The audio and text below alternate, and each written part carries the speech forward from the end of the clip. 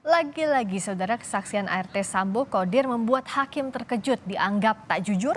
Hakim ingatkan saksi untuk tak tutupi apa yang ia ketahui. Apa saja yang bisa dicermati dari persidangan ini? Kita bahas bersama pakar hukum pidana Jamin Ginting. Selamat malam, Bung Jamin. Selamat malam Mbak Priska.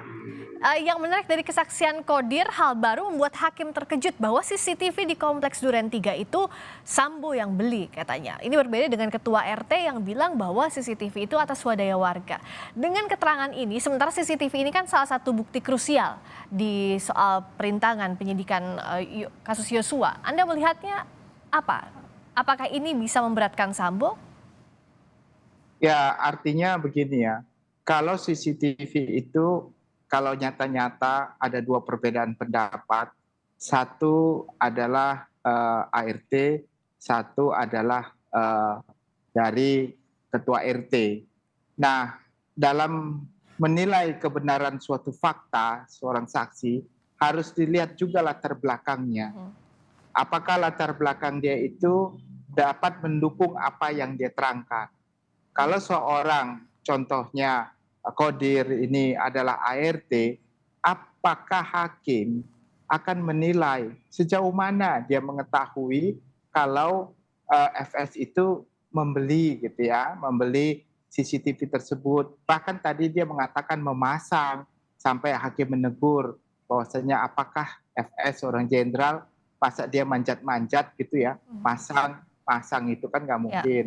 Nah, jadi itu latar belakang yang bisa menilai apa yang dia ucapkan itu menjadi pertimbangan. Sebenarnya keterangannya itu nggak benar.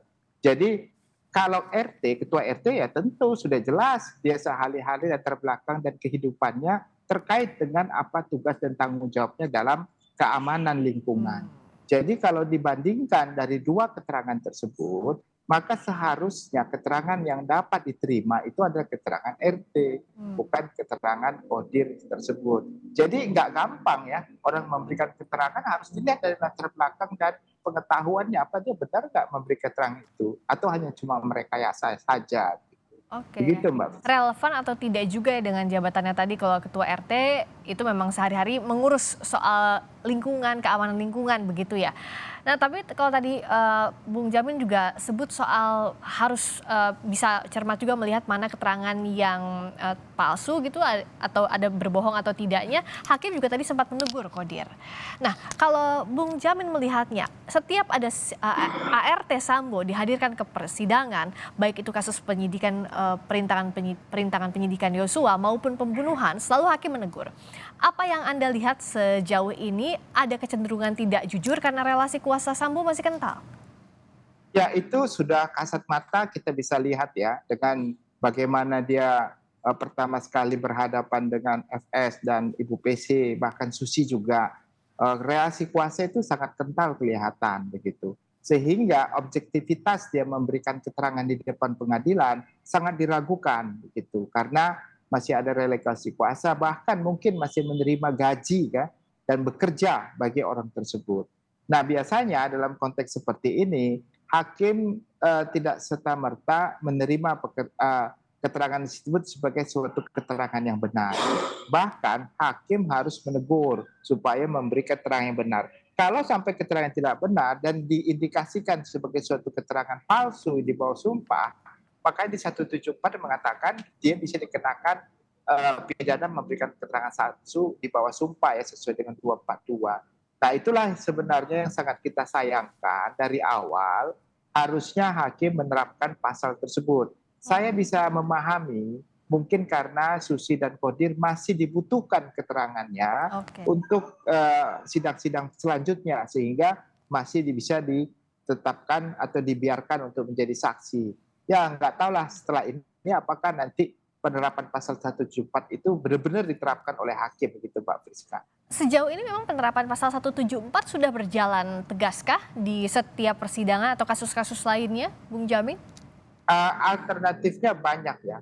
Biasanya yang paling sering itu dilaporkan oleh korbannya begitu ya. Jadi korban atau dari terdakwanya sendiri karena merasa bahwasanya keterangan tidak benar. Tapi prosesnya kan panjang. Dia harus melaporkan ke penyidik ya, lalu penyidik akan melanjutkan ke jaksa. Tapi kalau perintah hakim, dia tidak perlu lagi dengan proses penyidikan. Hmm. Berita acara itulah menjadi dasar dakwaan, berita acara persidangan, dan langsung bisa dilakukan dakwaan. Jadi prosesnya lebih cepat.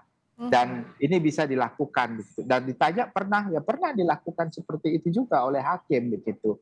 Dan ini kan sudah kelihatan nyata ya, maksudnya kita Ya. dengar pendapatnya yang berbeda-beda, sudah diingatkan berulang-ulang, tetap konsisten gitu. Bahkan hakim sudah pernah mengatakan kalau bohong itu harus konsisten. Itu kan kalimat yang sebenarnya nggak boleh Ya. diungkapkan oleh hakim karena sudah memberikan kesimpulan. Tinggal dia memerintahkan untuk menetapkan untuk melakukan penahanan saja. Jadi nggak perlu diucapkan kalimat seperti itu seharusnya. Begitu. Apakah sebenarnya yang ingin disampaikan adalah lebih ke cywar begitu, agar takut saksi berkata bohong sehingga berkata sebenarnya atau tidak Ya, perlu?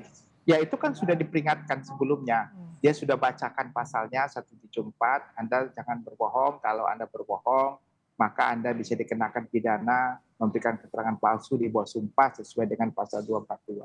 Sudah cukup, itu saja. Jadi nggak perlu terlalu berlebihan gitu. Dan kalau sudah berlebihan seperti itu, berarti kan dia sudah mengindikasikan kalau orang itu Oke. berbohong.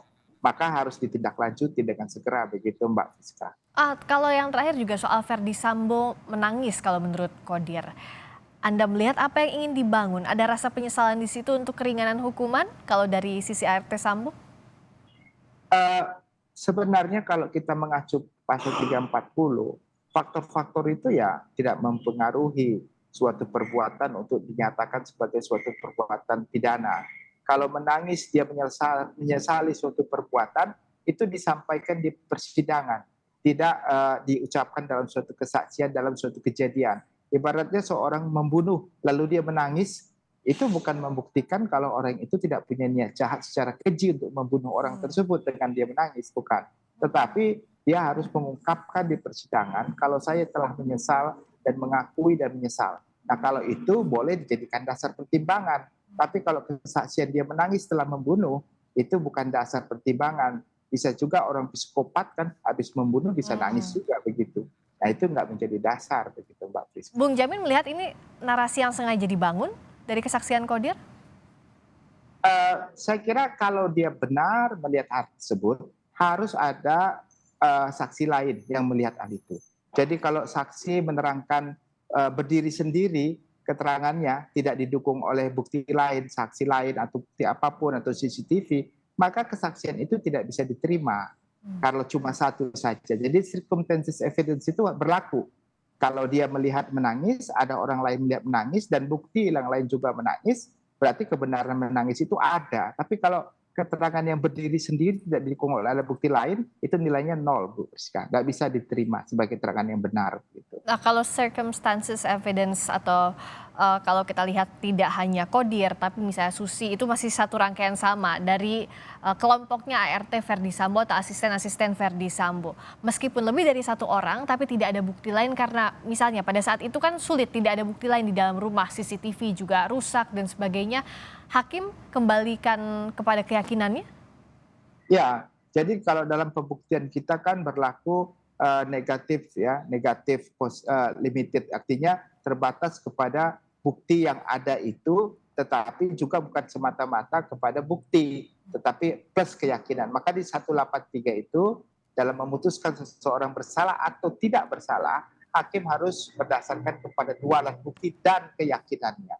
Nah, jadi juga keyakinan itu nggak bisa dibangun dari keyakinan semata-mata, tapi diambil juga dari bukti tadi. Nah, kalau nanti hakim menilai bahwasannya dia yakin keterangannya itu benar, maka itu dijadikan dasar bahwasannya ada kejadian tersebut. Begitu. Tapi kalau dia nggak yakin atas keterangan bukti-bukti tersebut, dia bisa juga mengatakan tidak benar, dia itu menangis hanya karangan-karangan dari saksi saja. Begitu. Dan tidak akan dimasukkan dalam pertimbangannya. Begitu. Yang saat ini terus diuji adalah alat bukti, minimal 2 alat bukti, termasuk keyakinan hakim untuk menentukan Ya, siapa-siapa saja yang bersalah dan apa saja sanksinya. Terima kasih Bung Jamin Ginting, terima pakar kasih. hukum pidana sudah bergabung di Sapa Indonesia Malam.